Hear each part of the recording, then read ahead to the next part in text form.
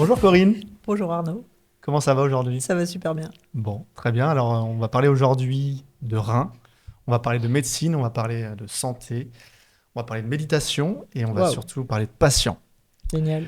Donc déjà, avant de commencer, je voulais savoir comment on appelle un professeur d'université. Quand c'est une dame.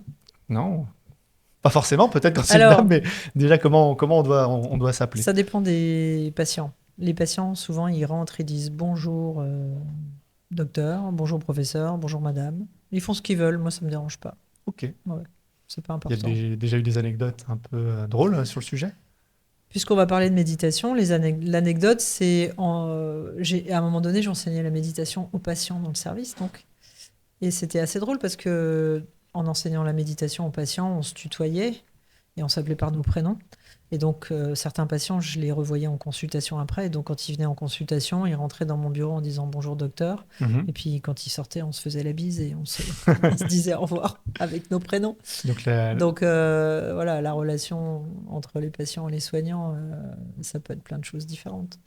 la méditation synchronise les personnes. Bah, la méditation, ça amène à être sur un autre terrain dans lequel il n'y a pas de sachant, en fait. Il n'y a Hmm. pas celui qui sait, celui qui ne sait pas. Donc, c'est vrai que ça change la relation.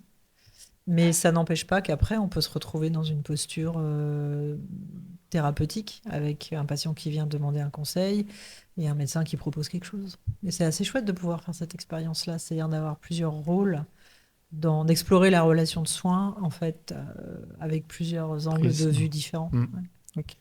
Donc, sympa. très bien. Bah, écoute, moi, comment je dois t'appeler? Corinne. Ok, très bien, Corinne. Alors, revenons à tes débuts. Est-ce que tu peux nous dire comment t'es venue cette vocation? J'ai cru comprendre que c'était pas forcément quelque chose qui était. La petite valise, c'est Oh, ça? ouais, ouais, c'est ça. Non, j'ai eu l'occasion un jour de raconter ça, je ne sais plus très bien dans quel contexte, mais c'est vrai qu'une des choses dont je me souviens, c'est, bah, en effet, ce dont je suis sûre, c'est que je suis née dans une famille où il n'y a pas de professionnels de santé. Et donc c'est une question que j'ai souvent eue de me dire, mais pourquoi j'ai voulu faire ce métier en fait? Et d'ailleurs, c'est aussi en lien avec la méditation. Euh, Quand on pratique la méditation, on se pose souvent la question de ses intentions, c'est-à-dire où est-ce qu'on veut aller, qu'est-ce qu'on veut faire de ce que l'on fait, pourquoi on est là. Et je trouve que c'est une chose qu'on ne fait pas assez dans les carrières médicales que de demander aux étudiants en médecine ou à des jeunes qui veulent se dédier à une carrière de santé, Mhm. de leur demander bah, pourquoi ils ont fait ce choix. Et je pense que de réfléchir à la réponse à cette question, est probablement quelque chose d'assez éclairant et enrichissant pour être un soignant, en fait. Et que c'est un exercice de style qui me paraît pas inutile quand on est soignant. Et du coup, je me le suis appliqué à moi-même à plusieurs moments dans ma vie en me disant, mais pourquoi j'ai voulu faire ça? Parce qu'il y a des moments quand même où on trouve qu'on y passe beaucoup de temps, que ça envahit un peu beaucoup d'espace dans une vie, que pourquoi on est tout le temps là à vouloir se dédier aux autres, qu'est-ce qu'on fuit, qu'est-ce qu'on attend, enfin Mhm. tu vois, il y a des Ouais, questions et hein, quand c'est de la même, hein. psychologie. Voilà. Et l'anecdote, c'est que bah voilà, il n'y a pas du tout de professionnel de santé dans ma famille, mais je me souviens qu'un jour à Noël, on m'a offert une petite valise en plastique rouge avec un mini stéthoscope en plastique et une boîte avec des pansements en plastique. Voilà, au lieu d'avoir une dinette, moi j'ai eu une valise de docteur. Tu l'as jamais Et quitté. donc, d'une part, je ne sais pas pourquoi j'ai eu une valise de docteur. Est-ce que c'est moi qui l'avais demandé parce que j'étais petite, hein? Ou est-ce que dans ma famille, quelqu'un s'était imaginé que ça allait m'intéresser? Donc c'est rigolo de repenser à tout ça, de se dire que des fois, il y a des chemins de vie Mhm. qui s'inscrivent à différents moments de manière plus ou moins discrète. Et quand je repense à ce Noël-là, où je devais avoir 5 ou 6 ans, je me dis, bah tiens, il y avait quand même quelque chose là en germination voilà, qui peut-être était déjà soit un choix que j'avais exprimé, soit des fois aussi des attentes de ton environnement ou de ta Mhm. famille, hein. Donc, et puis Qui sont projetés. ouais, puis c'est Mhm. souvent un mélange des deux en fait, hein, Ouais, ouais. tout à fait. Donc voilà la petite valise rouge. Ok, et du coup, tu l'as amené à l'école, tu jouais partout Ouais, je t'avoue que avec. je l'ai plus, hein, je l'ai pas gardé dans mes bagages. Dommage, Ah oui, j'ai dommage. soigné mon nounours pendant des. Ah, ça, je me souviens très bien. J'ai soigné mon nounours pendant des lustres. Alors j'ai toujours mon nounours. Il est en parfaite santé. Il est en parfaite santé, mais enfin vu voilà qu'il est en fil, c'est une poupée de son. Il a vécu quand même mon nounours, mais il est toujours là. Mais la valise n'est plus là. Ok. Mais maintenant, c'est du digital, donc tu vois, Oui. on est passé à autre chose. Non, mais c'est voilà, on part du physique pour aller Là, vers le digital, mais on a toujours besoin du physique, donc ouais, finalement, ouais, quand c'est même, important. quand même. Et comment, à cette époque, tu te projetais la vision de l'hôpital? Donc, tu avais ta petite valise. Est-ce que c'était plus l'hôpital que la médecine de ville? Ouais. Enfin, quel était ton imaginaire derrière tout Bah ça, ça? c'est une autre question que je me suis souvent posée. Moi, il y a vraiment un truc qui m'a beaucoup surpris dans mon parcours quand j'étais étudiante et tout ça, c'est que je me suis jamais posé de questions. Il y avait un espèce de truc qui était une évidence, c'est que je voulais faire médecine et travailler à l'hôpital. Et je me souviens même de discussions à l'époque avec mes parents, mes proches, pour dire, bah tiens, est-ce que tu voudrais pas travailler dans un autre contexte? Et vraiment, non, moi, je voulais être à l'hôpital. Je ne sais pas pourquoi j'avais un tel. L'hôpital, pour moi, c'était l'endroit où on est accueilli et où on soigne tout le monde. Euh, c'est toujours comme ça que je vois l'hôpital, mais disons qu'après 30 ans d'hôpital, je vois plus les choses qu'il faudrait améliorer pour qu'on soit vraiment accueilli. Il y a quand même des petits trucs qui, à mon sens, manquent un peu, même si on fait de la très belle médecine à l'hôpital. Mais non, pour moi, ça a été simple. Je voulais être à l'hôpital. Et d'ailleurs, c'est pour cette raison que j'ai choisi d'aller explorer différentes spécialités. Au moment où s'est posé le choix de savoir ce que j'allais faire comme spécialité médicale, Ok, je voulais rester à l'hôpital. Donc, je voulais choisir une spécialité qui se faisait qu'à l'hôpital. Donc, j'ai beaucoup tourné autour des transplantations. ok. Et C'est donc, je bien, suis tu anticipes mes questions. voilà. Et donc, je suis allée explorer la cardio. Je suis Ok. allée explorer l'hémato. L'hémato, je trouvais que c'était trop dur à l'époque de voir des patients qui étaient déjà là quand je suis arrivée dans le service et qui Hmm. étaient encore dans leur chambre stérile quand je suis partie. Et finalement, j'ai atterri en néphrologie. Et du coup, c'est comme ça que j'ai choisi cette spécialité. Au départ, pour faire de la transplantation, mais finalement, c'est pas tellement ce que j'ai fait en fait. Et qu'est-ce qui te plaisait dans la transplantation? C'est un côté un peu fascinant. La transplantation, c'est un côté. Il y a beaucoup de pouvoir en fait, hein. Il y a quelque chose d'assez magique dans l'idée de remplacer un organe. Mhm. Remplacer un organe, bah oui, ça fait rêver, quoi. Ça fait rêver. Et en même temps, c'est possible.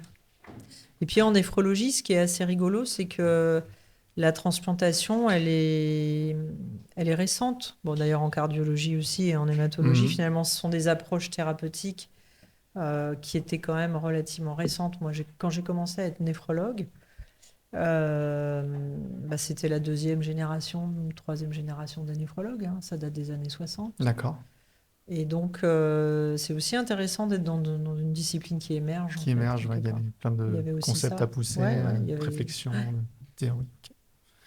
Et ça, tu as fait où, ces études et ces Alors moi, stages? pour Comment... différentes raisons, j'ai commencé mes études, enfin des raisons familiales, hein. Ma famille habitait Cannes, donc je suis allée à la faculté de médecine de Nice.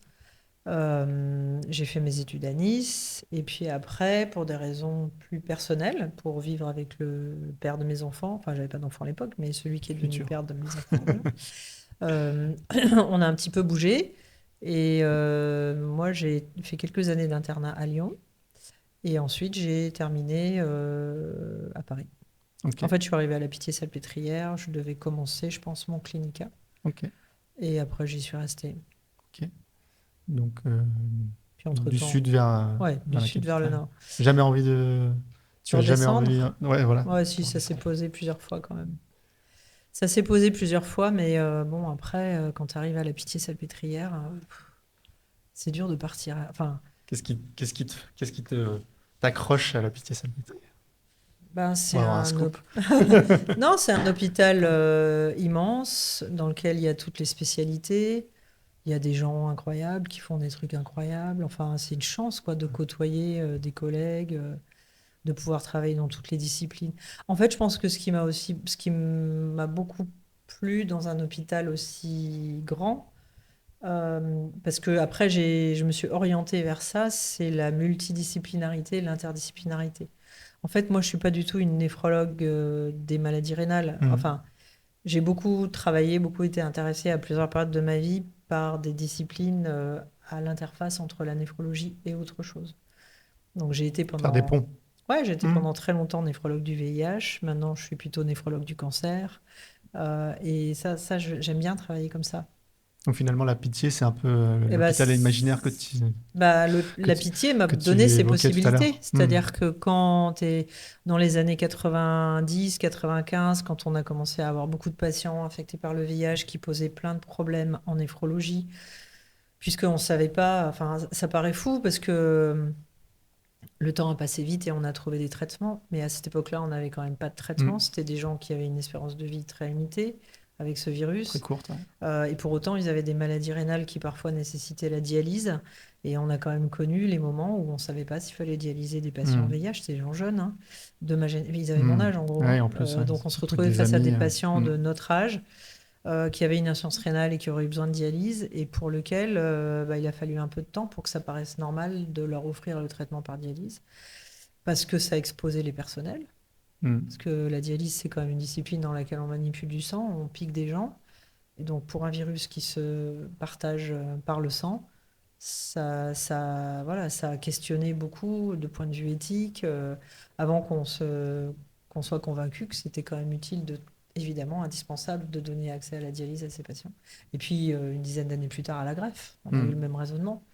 Euh, donc, ça a été possible parce qu'on était à la Pitié et qu'il y avait une énorme cohorte, une Mm. des 2 ou 3 plus grandes cohortes de patients traités pour VIH à la Pitié.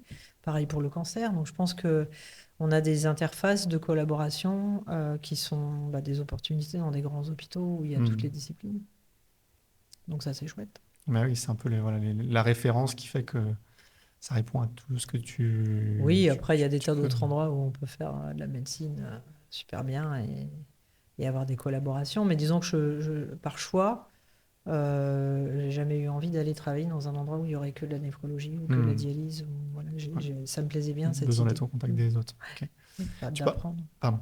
Tu Mm. parlais tout de suite de patients. Du coup, Mm. là, on arrive sur le côté des patients. Quel a été ton premier contact avec ces patients et qu'est-ce que tu as ressenti? Comment ça s'est passé? Est-ce que tu peux nous en dire un peu plus?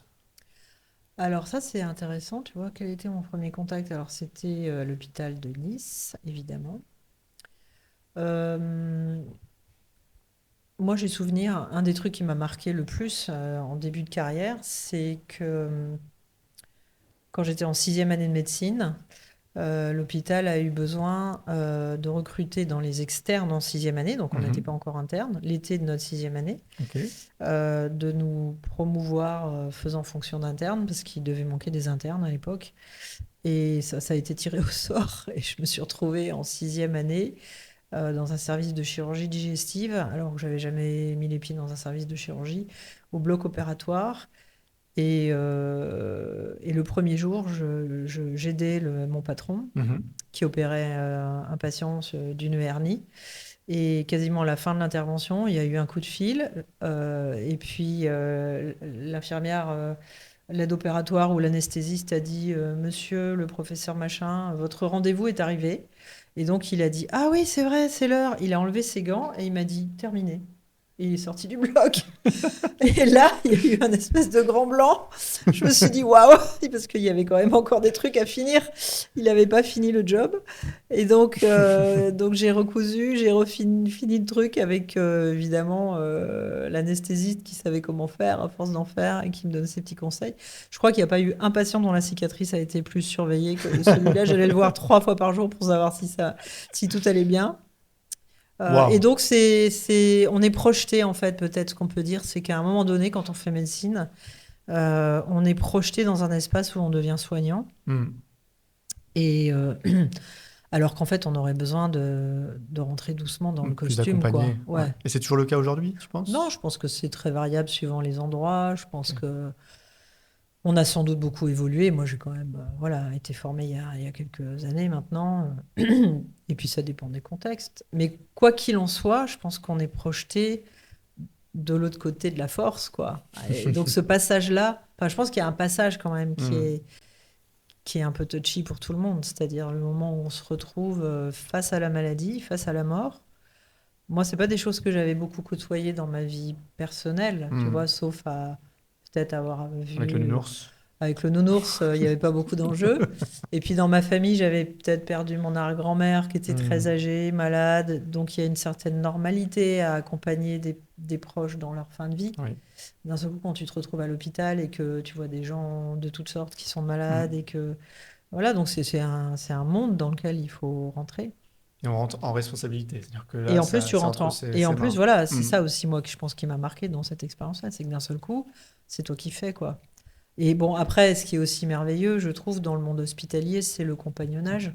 Ok. Parce que même si tu as l'impression d'être projeté, de plonger dans une responsabilité, ben, tu es quand même toujours très, très accompagné dans une forme de compagnonnage qui est une manière d'apprendre un métier qui est quand même très chouette.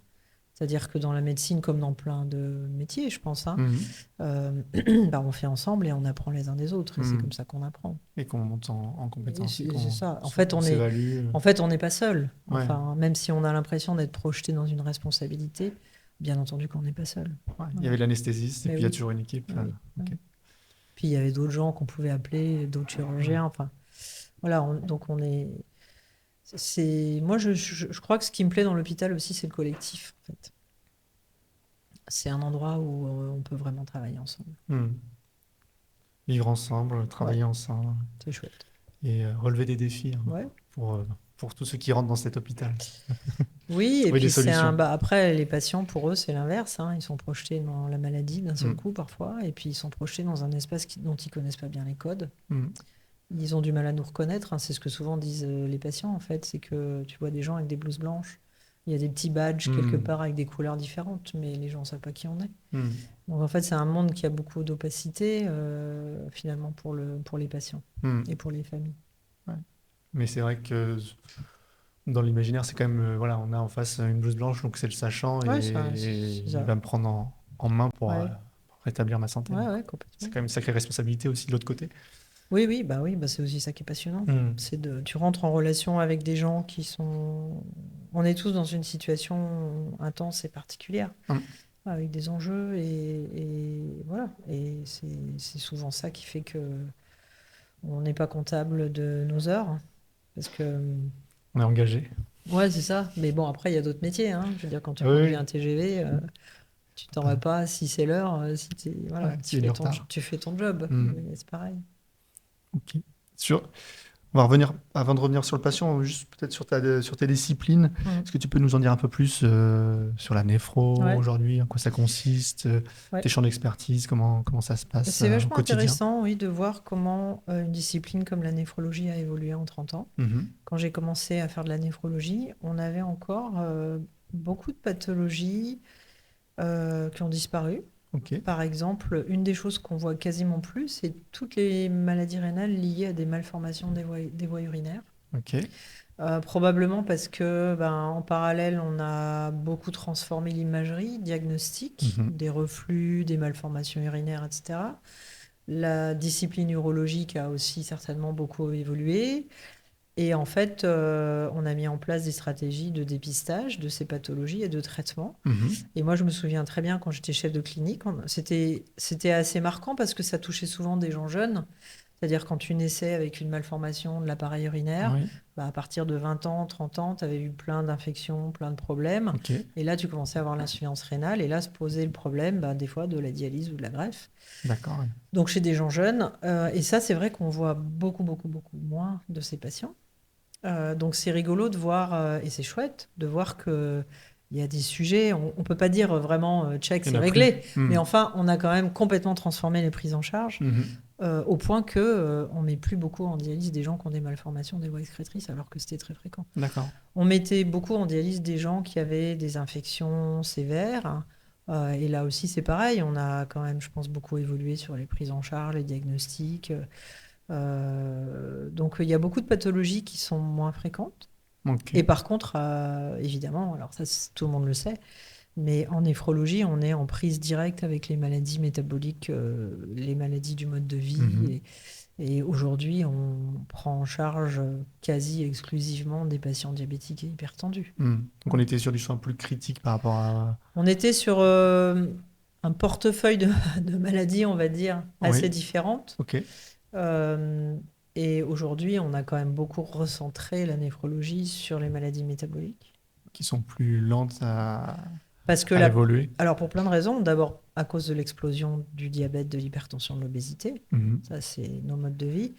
À cause de la longévité aussi, c'est-à-dire que comme le diabète ou l'hypertension sont des pathologies qui arrivent souvent après la cinquième, sixième décennie, Oui. bah, quand tu as une espérance de vie à 70 ans, t'as pas le temps d'avoir l'insuffisance Mhm. rénale sévère.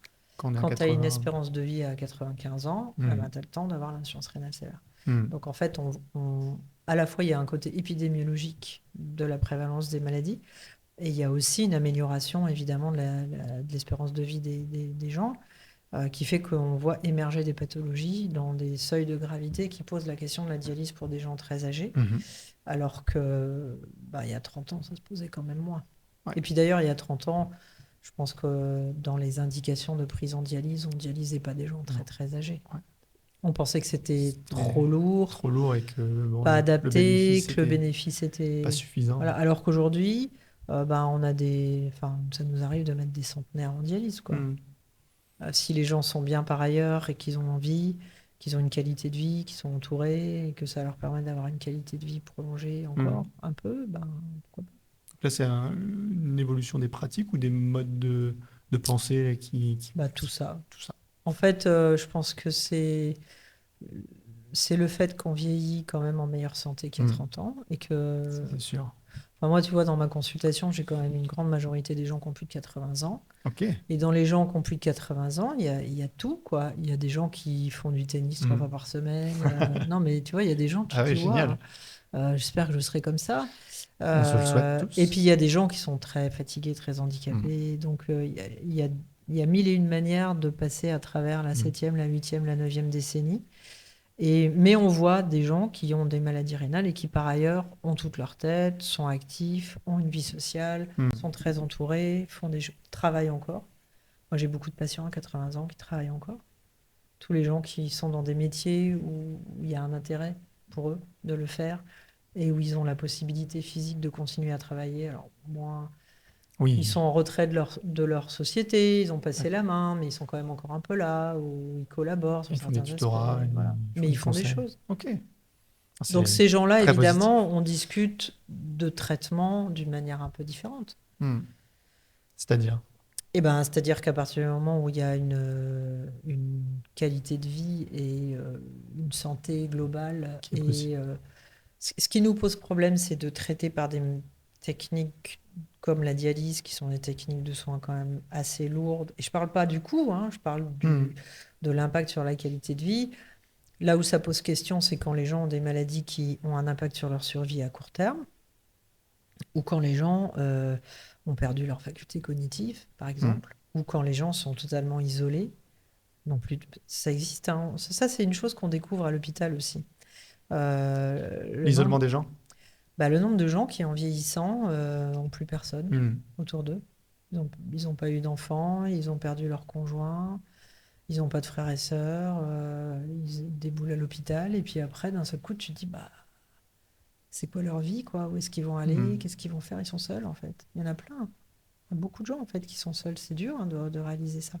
Et plus qu'il y a que quand tu as débuté Je sais ton pas, ça activité. je sais pas, Ça, mais ça pose des problèmes pour lesquels l'hôpital n'est pas tellement adapté, parce ouais. qu'en fait c'est C'est plutôt notre mission c'est du sociale. médico-social. Mhm. Mais du coup, quand les gens sont à l'hôpital avec une insuffisance rénale terminale et qu'on doit se dire bah, est-ce qu'on met ou pas en dialyse une personne âgée qui est seule, qui a des troubles cognitifs, qui a pas de famille, qui est accompagnée par personne, Mhm.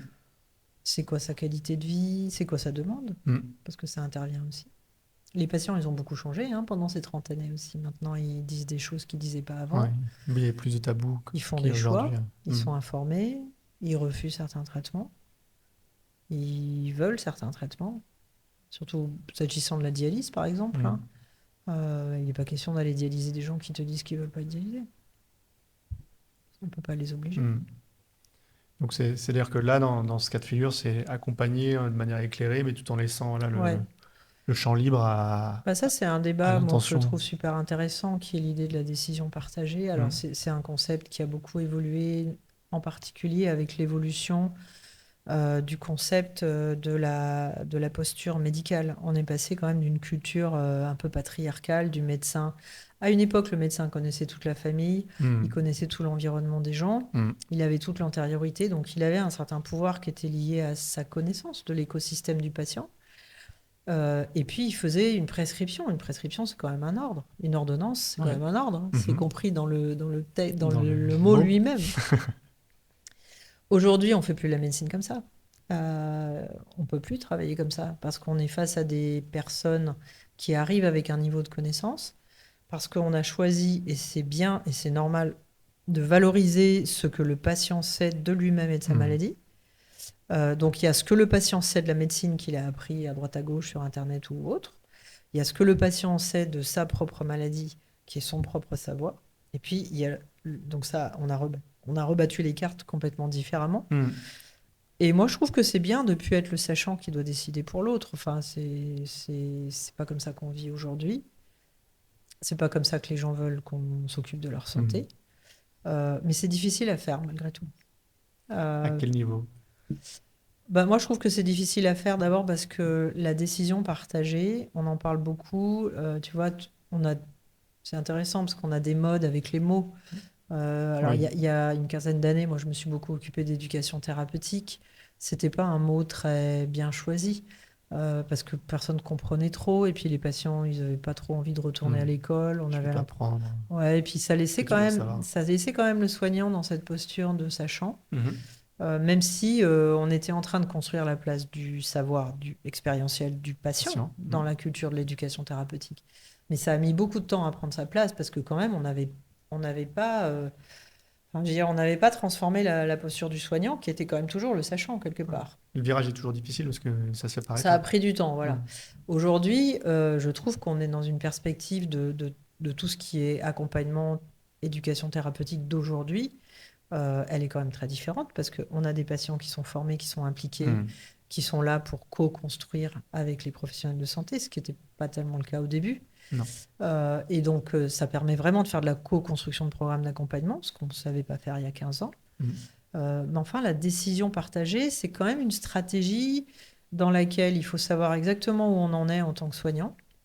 Ça revient à ma question du pourquoi tu fais ce métier, tu Hmm. vois, pourquoi? Parce que je pense que tant qu'on ne s'est pas posé cette question-là, ça veut dire qu'on navigue en tant que soignant avec un peu des œillères et qu'il y a un certain nombre de nos postures en tant que soignant qui répondent à des objectifs qui sont peut-être des objectifs personnels, des objectifs familiaux, des objectifs de choses qu'on attend de toi ou que ton environnement attend Oui, de c'est ça, toi, l'environnement, il etc. va Et que vraiment ça, ça, c'est porter. pas grave d'avoir ça, parce qu'on Hmm. a tous C'est ça. On est naturel. tous des êtres humains, Ah, donc on bien a sûr. tous un contexte assez complexe autour de nous qui motive nos décisions et nos choix et Hmm. nos engagements. La seule chose, c'est que ce qui est peut-être mieux, c'est d'en être un peu conscient, enfin, Hmm. d'avoir un peu ce recul. Voilà.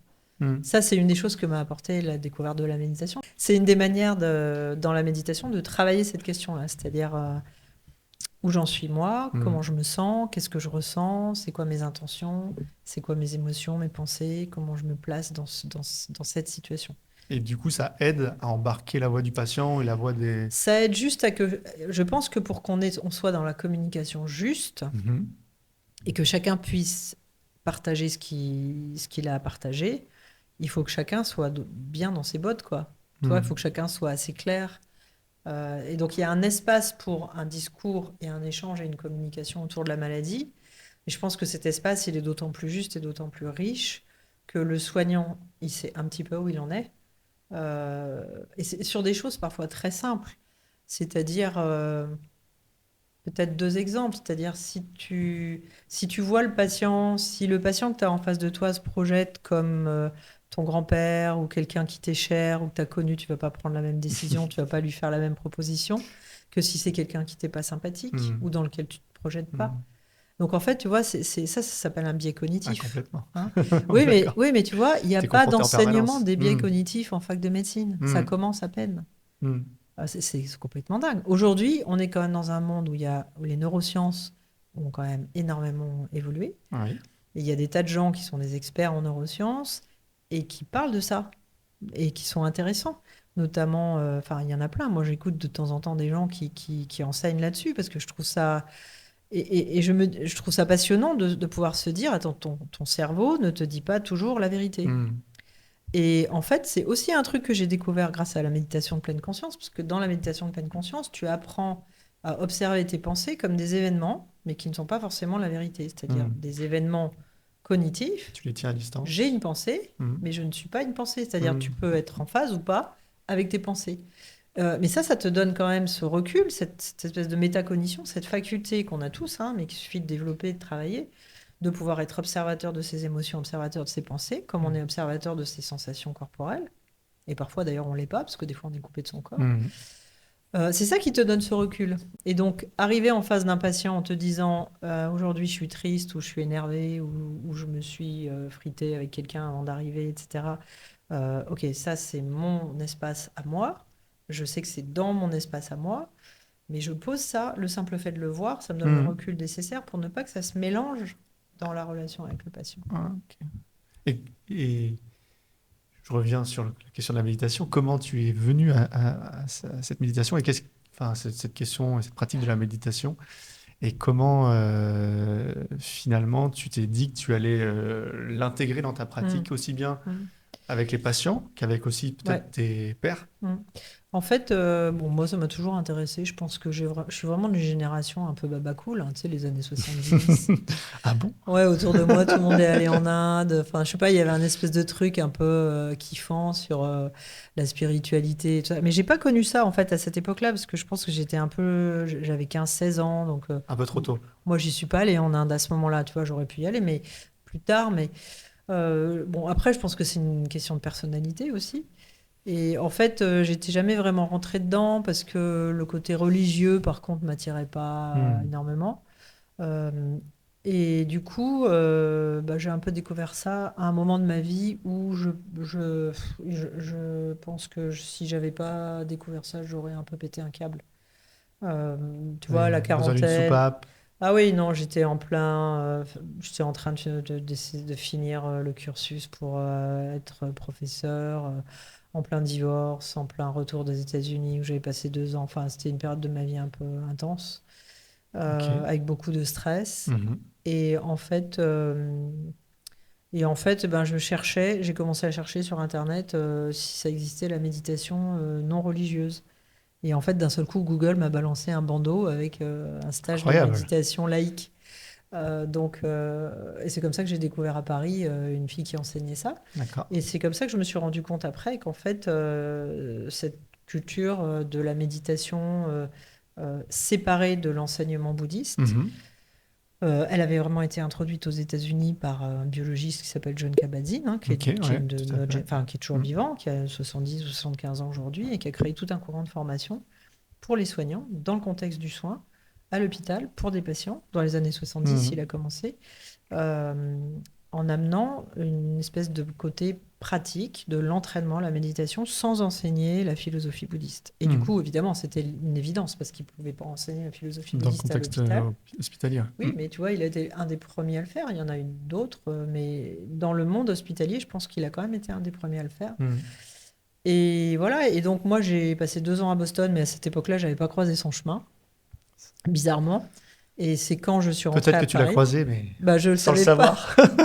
Et c'est quand j'ai revenu à Paris, peut-être dans les 2 ans qu'on suivi, que j'ai découvert ces pratiques et que j'ai fait un premier stage de méditation avec Laurence Biba, qui est une fille très chouette qui enseigne ça. Et en fait, ce qui m'a frappée et ce qui m'a donné envie de l'amener pratiquement immédiatement à l'hôpital, c'est que à ce moment-là, j'étais beaucoup dans l'éducation thérapeutique, justement. Et on avait monté un programme d'ETP en néphrologie, etc., dans le service. Et c'était dans les années 2010. Et ce qui m'a beaucoup frappé, c'est que j'ai eu l'impression que ça cochait toutes les cases de ce qui nous manquait en éducation thérapeutique pour répondre aux objectifs de l'ETP, hein, dans la loi. C'est une Mhm. amélioration de la qualité de vie du patient. Mhm.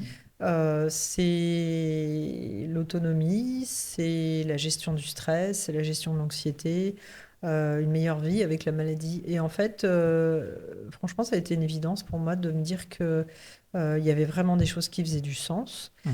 Et puis le deuxième événement, on va dire, c'est que ça s'est passé à un moment donné où il y a une association en France qui s'appelle l'Association pour le développement de la mindfulness, Ok. qui a été une association qui a été fondée par des Français qui sont allés aux États-Unis se former auprès de John Kabat-Zinn avant moi, D'accord. qui avait ramené ça en France avec des enseignants donc, qui enseignaient un programme de méditation. Et, euh, et ces gens-là avaient bien envie que ça se développe. Et mon profil les a intéressés puisque je venais juste d'être nommé Hmm. professeur. Je proposais d'amener ça à l'hôpital. Et donc, ils m'ont aidé à accéder en fait à la formation Structuré. rapidement aux Hmm. États-Unis parce qu'il y avait une liste d'attente Ok. un peu comme ça. D'accord. Et moi, j'ai été formée tout de suite à Boston chez John Kabat-Zinn où j'ai fait toute ma formation en plusieurs stages. Donc, j'y suis allée plusieurs fois. Et dès que j'ai été formée et que j'ai été autorisée à enseigner ce programme, le même que j'avais fait initialement, bah, j'ai enseigné dans le service. Et là, c'était un peu bizarre quand même parce que On était en quelle année, du coup? bah, Enfin, c'était en 2011, ok. 2012. Moi, Ok. j'étais, tu vois, j'ai fait 4-5 stages de formation. Ça a Ouais. duré 18 mois la formation. J'ai fait un peu express. Ok. Et à ce moment-là, je me rappelle très bien que j'avais intégré ça dans le programme d'éducation thérapeutique Mhm. avec un objectif gestion du stress. Mhm. Et ce qui était assez drôle, c'est que les patients sont venus et certains d'entre eux avaient même pas vu qu'il s'agissait de méditation. Ok. Ils venaient parce que c'était l'hôpital qui proposait, parce qu'il y avait marqué gestion du Stress. stress et ça leur parlait quand même énormément. Mhm. Et puis parce que c'était le docteur qui animait le stage. Confiance. Ouais. Donc c'était vraiment très chouette. Super. Et du coup, ben, ça m'a confirmé dans l'idée que c'était vraiment utile parce qu'on a eu la chance, en fait, bon, ça s'est assez rapidement su un peu dans les murs de l'hôpital qu'il y avait des gens qui commençaient à s'intéresser à ça et à enseigner. Et j'ai eu la chance sur les 3-4 années qu'on suivit de pouvoir intégrer dans les groupes de formation des stages que j'ai donnés. Une chercheuse en sociologie, une Hmm. fille qui faisait un master bon, enfin, tu vois, des gens qui étaient plutôt dans les sciences humaines et qui à chaque fois ont soit fait des entretiens à la fin du stage et ont fait des petits rapports d'activité. Alors, c'est des Hmm. choses qu'on n'a pas publiées, mais Ça c'est des permettait choses d'asseoir. ouais, qui m'ont Hmm. quand même beaucoup conforté dans l'idée qu'il y avait au moins 3 ou 4 choses super intéressantes grâce à la méditation, la reconnexion au corps. Ouais. C'est-à-dire qu'en fait, quand on est dans la souffrance émotionnelle, on sait tous, parce qu'on le fait tous, qu'une des meilleures manières de se protéger, c'est d'être dans le déni de ses Hmm. émotions, tu vois, de mettre les trucs sous le tapis, voilà. Et en fait, j'avais pas réalisé que quand on a une maladie du corps, bah, on fait pareil avec le corps. Et Hmm. en fait, les gens qui ont des maladies un peu sévères du corps, souvent, ils sentent plus les parties du corps qui les Ok. intéressent pas parce Isolé pour. elles sont isolées mentalement parce qu'ils n'ont pas envie de les prendre en considération. Hmm. Et puis on a eu des verbatims vachement touchants hein, de certains patients, par exemple, qui disaient eux-mêmes, et c'est eux qui nous ont enseigné ça en fait, hein, qui disaient, ben moi, le fait d'avoir découvert la méditation, j'ai l'impression de m'être reconnecté à moi-même. Notamment, je me rappelle d'une jeune femme qui avait un diabète depuis l'enfance, et qui donc à l'époque avait, je sais pas, peut-être 35 ans, qui avait déjà eu plein de soucis, qui avait été greffée rein, pancréas. À l'époque, on faisait dans le service des greffes de pancréas pour les diabétiques et qui disait, ben moi, la seule chose qui marchait dans mon corps jusqu'à présent, c'était ça, parce qu'elle avait eu la greffe, Ouais. des problèmes cardiaques, une amputation d'orteil pour des problèmes vasculaires. Enfin, à 35 ans, elle avait quand même un corps qui avait beaucoup souffert. Mhm. Et en fait, elle disait, bah, grâce à la méditation, je me suis Approprier réapproprié ces parties toutes du les parties de corps. mon corps. Ouais, c'est Et il beau. y a des parties de mon corps que je sens maintenant, qui sont pas douloureuses, qui fonctionnent normalement, mais que j'avais complètement occultées. Ouais. Et en fait, ça, tu te dis, ouais, ça, j'en veux, moi, en tant que soignant, parce que le patient, comment tu veux qu'il soit un partenaire de sa maladie s'il Il fait... occulte complètement les parties Oui, qui sont concernées, quoi. mais oui. C'est Tu clair. sais, c'est comme quand tu as un patient qui rentre dans ta salle de consultation avec des œdèmes, des pieds d'éléphant, là, Hmm. puis tu lui dis, waouh, mais vous avez vu vos jambes? Et tu dis, ah, qu'est-ce qu'elles ont, les jambes? Parce qu'il y a des gens, ils sont Hmm. tellement coupés de leurs sensations Ouais. corporelles qu'ils n'ont pas constaté qu'ils avaient un changement dans leur corps. Hmm. Et en fait, c'est pratique Oui, oui. d'être au courant de ce qui se passe dans ton corps quand tu as une Ça peut maladie. aider. Ça peut aider. Donc Ok. ça, et puis la gestion du stress, puis la gestion de la douleur. Hmm. Enfin, tu vois, il y a plein d'éléments. Et puis un élément peut-être majeur aussi de la qualité de vie que ça apporte pour des malades, la méditation, c'est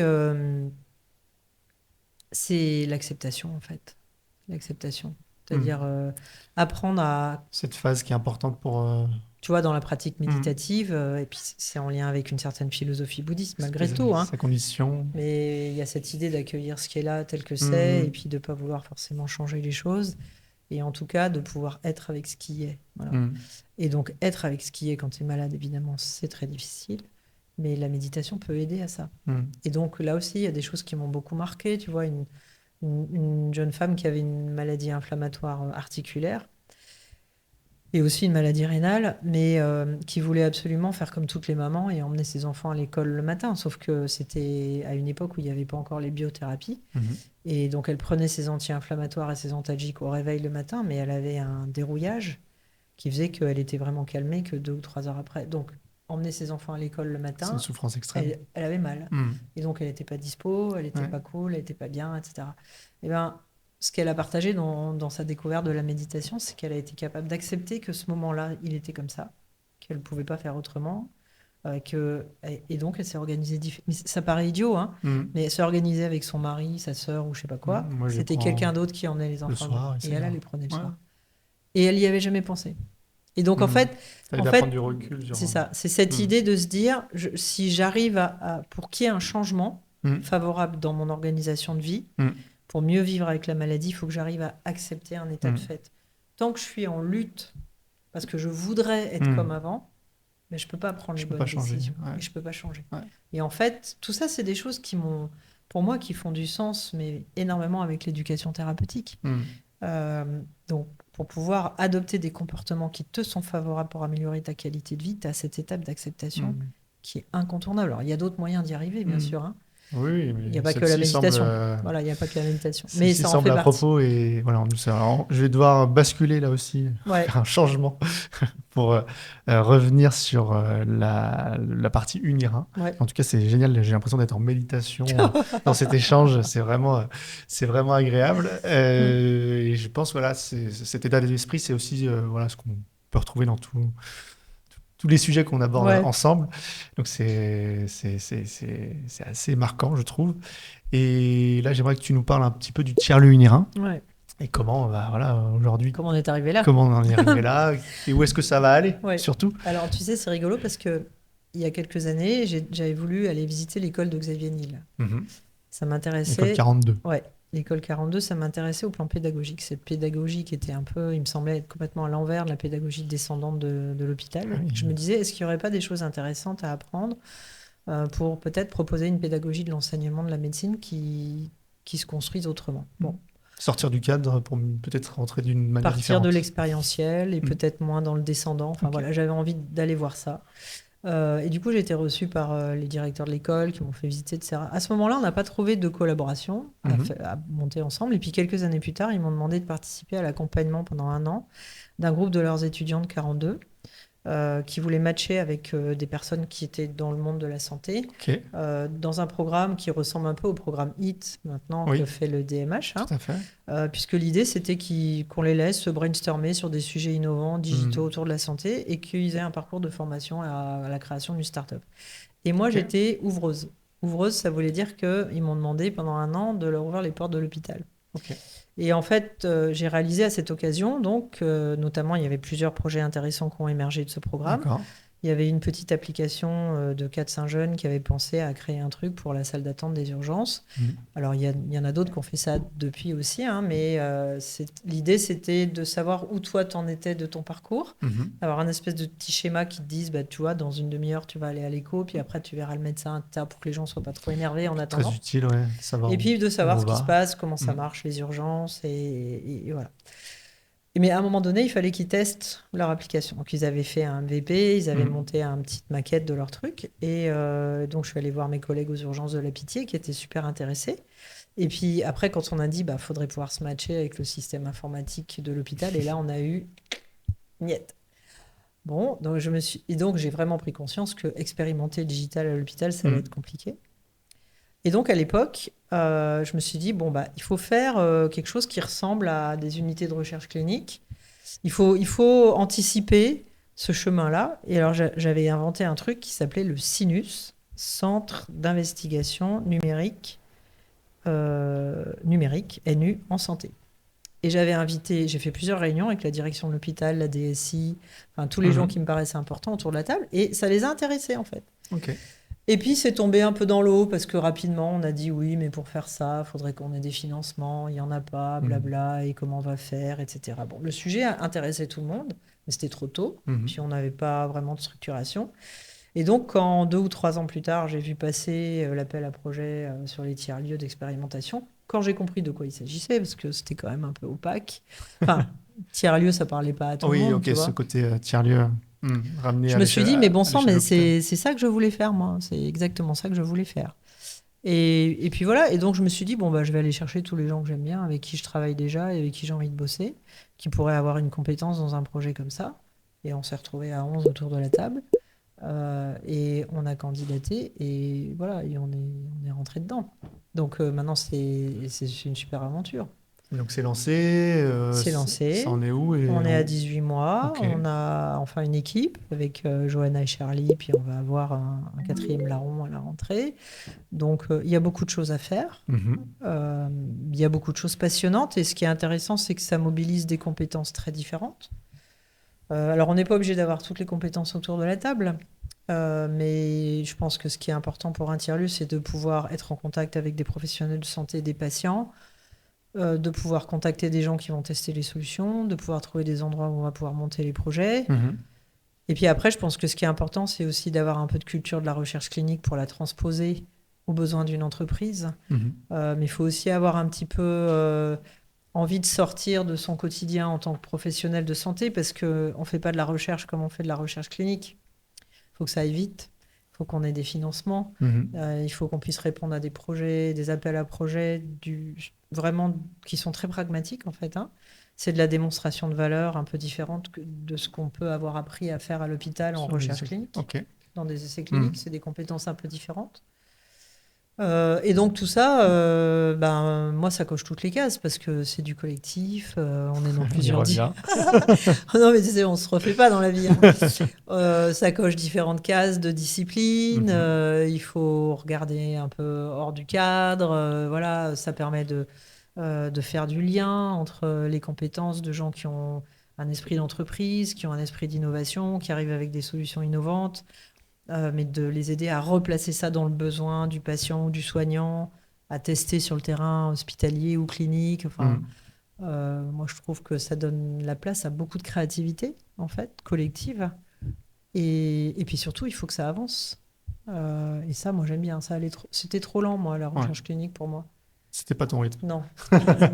Du coup, à quelle problématique ça va répondre concrètement et qu'est-ce que ça va transformer Hmm. qu'est-ce qu'on va venir transformer pour le C'est système de santé et pour le patient?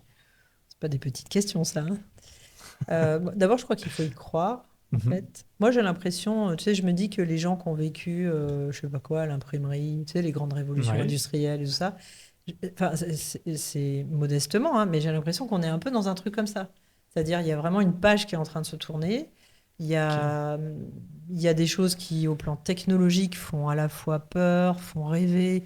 Quand on entend parler de l'homme augmenté, toutes ces histoires La puce d'intelligence sur le artificielle, cerveau. etc. Tu vois, tout Ouais, ça, ouais.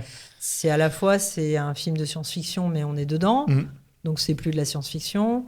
Ça fait rêver parce que ça ouvre des opportunités incroyables, mais ça fait un peu peur parce que tu te dis qui va décider de quoi, où, qu'est-ce qu'on va perdre dans la bataille, etc. Enfin, moi, je suis plutôt du genre optimiste, hein, et moi, je pense qu'on a tout à gagner. Et ce qui est intéressant, je pense, c'est d'être à bord, de Mhm. monter à bord du train. Parce que ce qui est en train de se faire maintenant, on est en train collectivement de le construire. Mhm. Et ce que je trouve intéressant, c'est de le construire comme on a envie pour que ça soit respectueux de l'être humain, De l'éthique, de l'éthique, enfin tout ce qu'on a choisi du métier du voilà, médecin, de la vie du de patient. tout, Mhm. de l'écologie, Mhm. bah, de l'environnement, voilà, de nos ressources, de la planète, voilà. Mhm. Donc ça fait beaucoup de cases à cocher, beaucoup de critères à respecter. Donc on a besoin de beaucoup de monde, mais je trouve ça assez passionnant de pouvoir vivre ça. Moi, honnêtement, en néphrologie, je me suis ennuyée pendant 20 ans, mais vraiment, il n'y a pas eu d'innovation, Ok. zéro. La dernière innovation qu'on a eue, c'était l'érythropoïétine. Bah, l'innovation en néphrologie, ça a quand même été beaucoup dans le médicament. un domaine assez plat, quoi. Mm. Parce qu'il y a eu l'EPO dans les années 90, qui a été une vraie révolution. Alors là, c'était génial. Ça a transformé la vie des patients. Mm. Puis après, quand même, on a été dans la routine pendant 15 ans, quoi. Et puis la néphrologie, c'est... Là, il y a de l'innovation, il y a des choses qui sont arrivées. Pendant quand même un gros moment, il ne s'est pas passé Ah, grand-chose. ok. C'est pas l'oncologie, tu vois, Ouais. où tu as des molécules nouvelles tous les jours. Mm. Et en termes d'innovation, justement, qu'est-ce que tu vois venir aujourd'hui et qu'est-ce que ça va permettre de révolutionner du coup, puisqu'on est Ouais. sur Moi, ce cet que je axe-là. trouve fondamental dans la révolution numérique, c'est la manière dont elle fait sortir la santé d'un espèce de silo dans lequel il y aurait le docteur et le médicament. Mm. Évidemment, ça a sa place et évidemment, c'est toujours un Un pilier. schéma qui Voilà, fonctionne. c'est un pilier du soin et Mm. de la santé. Mais là, on voit bien quand même avec la santé digitale au sens très large et tout ce que ça englobe, que ça projette aussi beaucoup dans l'ouverture qu'on a de toute façon sur la vie réelle, la vie de tous les jours. Euh, et donc, c'est très cohérent par rapport à nos pathologies actuelles qui sont des pathologies du mode de vie, Mm. en fait. Donc, en fait, c'est comme si aujourd'hui, euh, on étendait notre perspective du diagnostic de la maladie à pouvoir mesurer, monitorer des tas de choses qui font partie du quotidien, de la manière dont on vit, parce que c'est ça qu'il va falloir changer, Mm. principalement. Pour faire de la prévention et pour accompagner les maladies chroniques, bah, il n'y a pas photo, hein, il faut quand même changer de mode de vie. Mm. Et donc, Donc, en fait, quelque part, c'est très cohérent avec cette nécessité, je trouve. donc si on doit dessiner un peu le futur, c'est des capteurs ou des moments dans la vie dans lesquels je vais devoir aller. Bah, en fait, le futur, on va le dessiner comme on a envie, c'est-à-dire, est-ce que, en tant qu'être humain, société, on va avoir envie de tout monitorer tout le temps ou pas? Mhm. On va décider. Ouais, Mais c'est justement ça qui est c'est intéressant, c'est intéressant, que hein. c'est en train de se faire. Est-ce qu'on va décider qu'à certains moments, on veut monitorer, à d'autres, on veut pas? Euh, à certains moments, on veut pas savoir. Je sais pas, mais je pense qu'on a énormément de pain sur la planche pour réfléchir aux enjeux, aux besoins. On n'a certainement pas besoin de tout mesurer de notre Mhm. quotidien. Euh, Pas pour tout le monde. Pas besoin de lunettes connectées pour Tu savoir ce que. vois? Ouais. Oui, oui, il y a des personnes qui ont un mode de vie En complètement fait, sain qu'on n'a pas besoin de mesure, par moi, exemple. pour moi, le seul risque, c'est de vouloir à tout prix imposer des outils là où il n'y a pas le besoin. Mhm. Parce qu'on a des outils qui Pousser sont... l'innovation, alors. Oui, Ouais, voilà. on a des outils qui sont tellement chouettes Mhm. on aurait envie peut-être de créer des outils, des outils, des Mhm. outils. Et je pense qu'une des grosses difficultés aujourd'hui, c'est quand même de toujours rester calé sur de quoi on a besoin. Mhm. Et est-ce que j'ai vraiment besoin de ça pour faire ça? Ou bien est-ce que je peux le faire sans? Mhm. Et pas se laisser happer par cette espèce de... Tu sais, c'est comme si on Mirage était technologique. ouais, des enfants, quoi. T'as Mhm. envie de jouer avec des trucs super modernes, Ouais. des trucs super modernes, etc. Donc après, peut-être qu'il faut un peu jouer avec pour se dire, bof, peut-être oui, peut-être non. La réalité virtuelle, tu vois, il y a un moment Mhm. donné, tout le monde voulait son truc de réalité virtuelle. Bon, aujourd'hui, il y a quand même beaucoup de gens qui ont mal au cœur avec les casques de réalité virtuelle. Donc, soit ça te sert à quelque chose Et et il y a un c'est vraiment bien bénéfice. fait, il y a un bénéfice, Mhm. soit peut-être tu peux faire sans. Si on revient sur une des solutions donc, qui est expérimentée dans le tiers lunaire, est-ce que il y a la thématique NephroGuard, enfin la Ouais, solution NephroGuard, est-ce que tu ouais, peux nous en parler et justement comment ouais. elle répond à ces enjeux, à Et la ben fois moi, de tu vois, bien positionner ouais, Hmm. moi, la première fois qu'on m'a raconté ce que vous faites chez Biolog Book, j'ai trouvé ça archi, méga, super innovant. C'est-à-dire, parce que d'un seul coup, tu sors de la biologie qui consiste à avoir une valeur normale que tu sais même plus chez qui elle a été déterminée, tellement Mhm. ça date. Et on s'est jamais posé la question, en vrai. Tu vois, moi, j'ai fait 30 ans de médecine enfin, sans questionner Ce sujet. finalement les valeurs normales du laboratoire qu'on prenait comme argent comptant parce que c'était le laboratoire qui te dit, moi, mes valeurs normales, c'est ça. Mhm. Non seulement on questionne ça en se disant, bah, c'est quoi la norme? Euh, et ça, c'est intéressant. Ok. Mais en plus, on se dit, ben, est-ce que un paramètre isolé dans une valeur absolue, ça a du sens? Est-ce qu'il faut avoir plusieurs paramètres? Est-ce que ce paramètre, on peut le regarder de façon dynamique et définir une tendance. Est-ce qu'on peut faire une prédiction de ce paramètre? Est-ce qu'on peut évaluer un paramètre qu'on n'a pas grâce aux autres pas?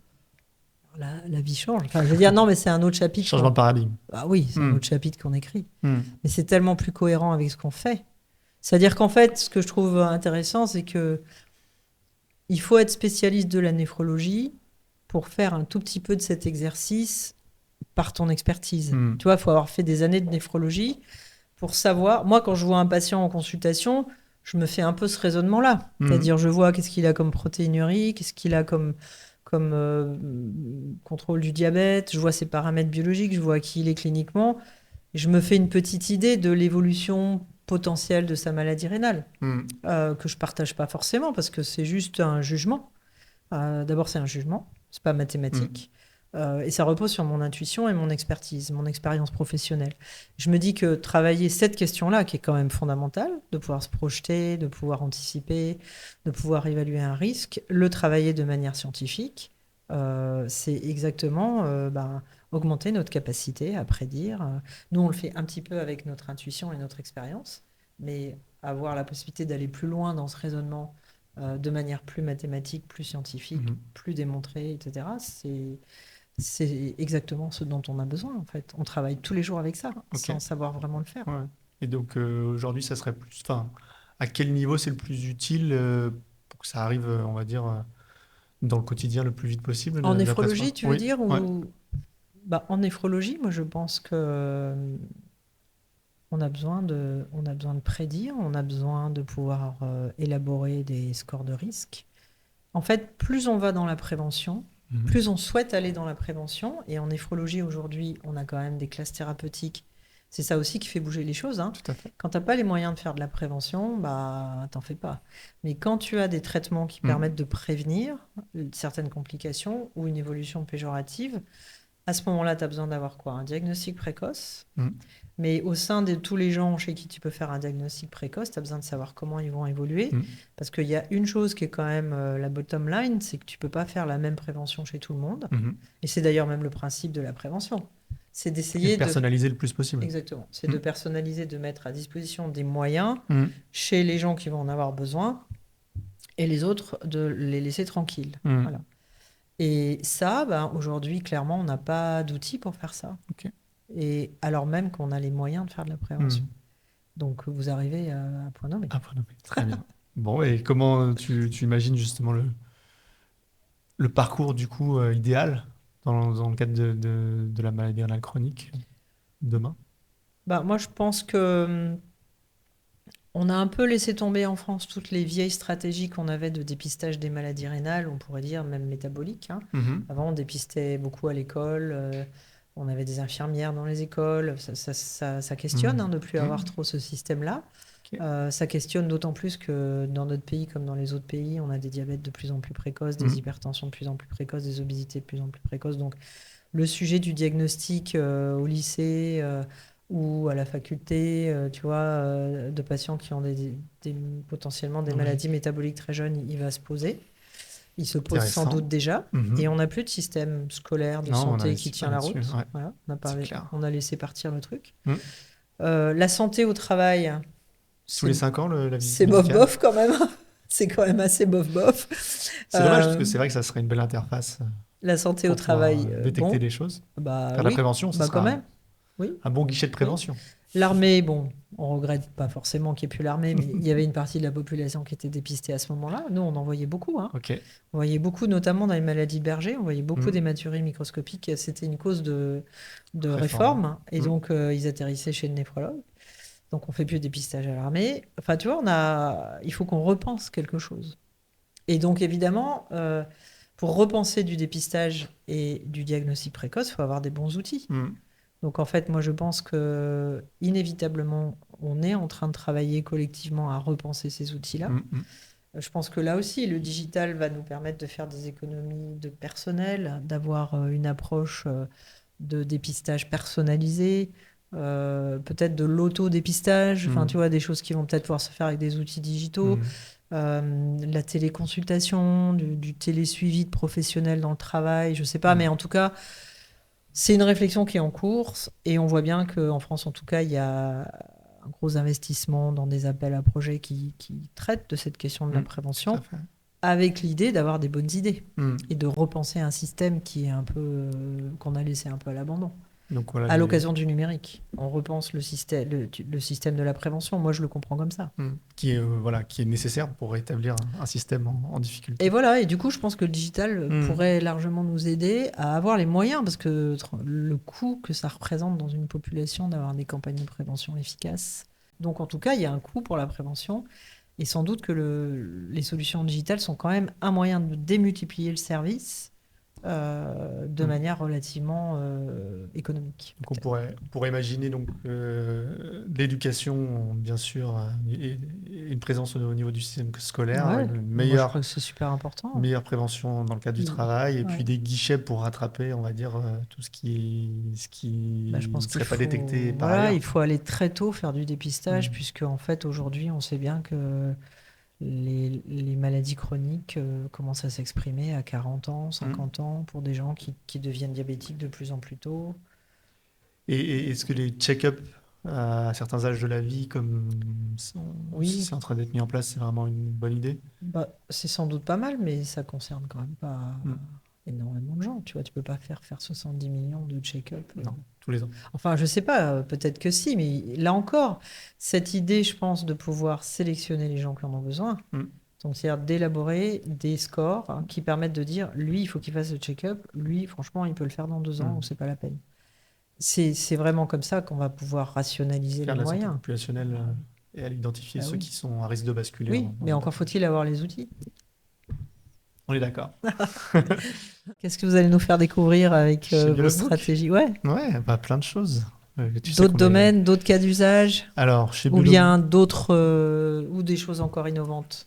Alors, Les deux, tu vas les me deux, dire. effectivement. Je pense qu'il faut commencer déjà par l'existant. Ouais. Et effectivement, dans le cadre de la maladie rénale chronique, l'idée que l'on porte aujourd'hui, c'est de pouvoir se mettre euh, aux côtés des médecins, aux côtés des CPTS, Ouais. aux côtés voilà, de l'hôpital pour aller détecter, exactement comme tu le dis, Mm. des patients de manière beaucoup plus précoce Mm. et alerter les différents interlocuteurs pour qu'on puisse orienter ces patients dans un Mm. parcours, soit Mm. prévention Ouais, c'est ou de ça. prise en charge. Nous, Parce l'idée, que les parcours, ils existent un peu quand même. c'est ça. Donc en fait, on n'a pas forcément Donc il besoin faut de les créer les détecter. parcours. Mais Ouais. Oui, donc voilà, tu vois, plutôt c'est les l'adressage, orienter. Ouais, c'est le c'est ça. dépistage et l'adressage qui est important. Donc vraiment, nous, c'est comme ça qu'on compte se positionner aussi Ouais. auprès des biologistes qui Ouais. ont un panel au niveau territorial de patients qui est important. Donc pouvoir Ouais. à la fois auprès du médecin qui connaît bien son patient, même peut-être pas aussi bien il y a 20 ou 30 ans, On le connaît euh, différemment. il connaît différemment. Mm. L'idée, c'est de voilà, lui mettre à la main ces Mm. outils, donc Mm. nos solutions numériques, d'être vraiment dans cette logique de santé populationnelle et Ok. voilà, de pas attendre d'être trop loin dans la maladie pour pouvoir être pris en charge. C'est vraiment Bah, notre ADN. mm. Et voilà, on a créé ce projet, cette entreprise pour réduire l'errance diagnostique. Donc là, voilà, on a des outils qui concrètement permettent d'y répondre. Aussi, le côté patient qu'on travaille dans le cadre du tiers lunérin, où là, l'idée, c'est de voir comment lui s'approprie les choses, parce qu'on a envie voilà, qu'il devienne acteur. Donc, au travers de la biologie, qui est déjà un sujet Ouais. compliqué quand on est patient Mm. en termes d'appropriation, bah, là, l'idée, c'est de voir comment on peut simplifier les Oui. choses. Et puis Voilà, il y a après, des tas de choses super à faire. voilà, dans le cadre d'une pathologie, comment ça peut faire le lien entre ma biologie, mon mode de vie. Je pense que Mm. là, Mm. voilà, il y a des sujets à creuser. Mm. Puis après, on a un pan technologique où on est en train de pouvoir vraiment faire en fait, cartographier l'état de santé de la population et de pouvoir voilà, détecter tous les signaux faibles de patients avant qu'ils tombent malades. Mm. Et bah là, de pouvoir aussi éviter de rentrer dans des parcours de soins, mais peut-être de corriger avant qu'il soit trop tard des dérives en Mm. termes de Ah santé. ouais. Pour nous, c'est toujours d'être sur des technologies explicables Mm. qui permettent voilà, d'être dans une approche éthique de l'utilisation de la donnée, du contrôle des algorithmes. C'est ce qu'on Ouais. porte Mm. toujours de manière très ancrée chez nous. Et là où on veut aller, voilà, c'est d'être auprès des médecins, comme toi, auprès des biologistes, des professionnels de santé et auprès des patients, avec des technologies qui vont vraiment pouvoir faire de la prévention de manière concrète, sans rentrer dans du gadget, mais vraiment là au bon moment, Ouais, oui, bah oui. et avec une information pertinente, quoi. C'est enthousiasmant ce qui se passe en ce moment-là. Ah oui, enfin, Mm. on pense qu'il y a un momentum là où Ouais, sur la prévention, il ouais, peut se passer des choses ouais. et on a besoin des tiers-lieux, on a besoin Mm. Il y a un écosystème qui peut fonctionner. ouais, Mm. d'un écosystème bah voilà, de personnes comme toi qui ont compris un certain nombre de besoins aussi des entreprises pour pouvoir aller rentrer, pénétrer au Mm. niveau des hôpitaux pour comprendre comment on Puis peut c'est une transformation changer les aussi choses. en interne des établissements de soins Mm, qu'on essaye de, voilà, de faire monter à bord de nos réflexions pour que les portes s'ouvrent petit à petit. Et ça va se faire. Je mm, pense que ça va se faire. Je pense que c'était une très bonne idée, ces tiers-lieux, en fait. mm. Non, mais moi, je trouve que la réflexion est bien, bien, bien en cours. Même à l'assistance publique, qui est quand même pas la structure la plus facile à bouger. Il y a déjà des tas de choses qui étaient en place et des tas de réflexions qui étaient en place avant les Mm. tiers-lieux. Mais ça donne un coup d'accélérateur. Il y a un coup d'accélérateur sur la mise à disposition des données, sur les parcours Mm. de circuits internes, d'achat, de tests, des solutions, Oui, tout à fait.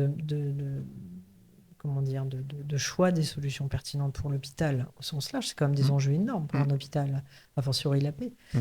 Décider d'acquérir une solution pour l'ensemble de l'assistance publique. Donc, il y a des tas de choses qui bougent et je pense que ça va aller vite. Et ça va lever les freins, parce qu'il y a quand même aussi des freins, hein. Nous, on est acquis à la cause, les C'est uns et les ça. autres. Voilà, il en faut pour lever les freins. Mais il y a aussi des freins à lever, mais je pense que voilà, quand on arrivera à un certain niveau de maturité du système numérique Mm. hospitalier, bah, tout le monde suivra. Le défi sera relevé. Surtout quand les solutions professionnelles, en fait, vont être Mm. vraiment Donc, cœur au point. ouais, C'est-à-dire quand on va vraiment avoir une énorme valeur mm. ajoutée en termes de gain de temps et Pertinence. d'organisation avec un certain nombre d'outils qu'on commence à Évaluer. avoir mais qu'on n'a pas encore Mm. complètement, je pense que là, on aura vraiment, tout le monde sera acquis à la cause. Donc, ça va venir. On y va, on y arrive, on y croit. Merci Merci Corinne à toi, pour cet Arnaud. échange en pleine Ouais, conscience. J'ai adoré. Et puis, eh bien voilà, la suite au prochain épisode. exactement, avec plaisir.